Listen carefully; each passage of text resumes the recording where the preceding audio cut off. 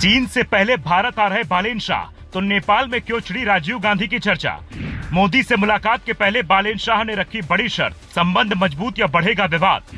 बांग्लादेश को भी आई अक्ल, नए प्रधानमंत्री ने बदली रणनीति, कहानी सुन करेंगे सल्यूट।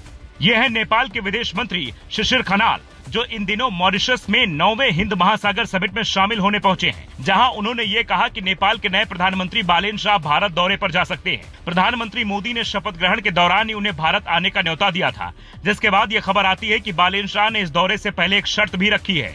वो चाहते हैं कि ये मुलाकात सिर्फ फोटो सेशन या औपचारिक दौरे की तरह न रहे, बल्कि इसमें कोई बड़ी डील हो जिसमें दोनों देशों का हित हो।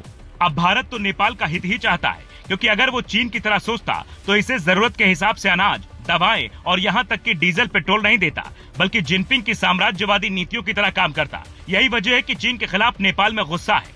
चीन के इशारे पर चलने वाले केपी शर्मा ओली से जनता नाराज है और युवा प्रधानमंत्री बालेन शाह से वहाँ की जनता को काफी उम्मीदें हैं। इसीलिए जब वो हिंदुस्तान के दौरे पर आएंगे तो ऊर्जा क्षेत्र के अलावा IT सेक्टर में बड़ी डील होने की उम्मीद है। बालेन शाह का चुनावी वादा नेपाल को IT हब बनाने का है, जिसमें इंडिया की भूमिका बड़ी हो सकती है।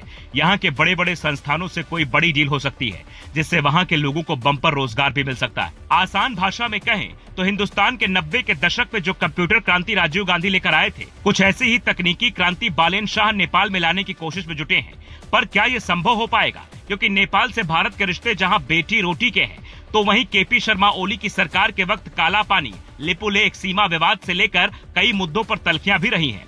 यहां तक कि बालेन शाह भी पहले ग्रेटर नेपाल का ख्वाब देख रहे थे, लेकिन अब उन्हें समझ आ गया भारत को साधना जरूरी है। क्योंकि नेपाल में उन्होंने कम्युनिस्ट समर्थक ओली की सत्ता उखाड़ फेंकी है, इसीलिए वो चीन से पहले भारत आकर नया संदेश देने की कोशिश में है।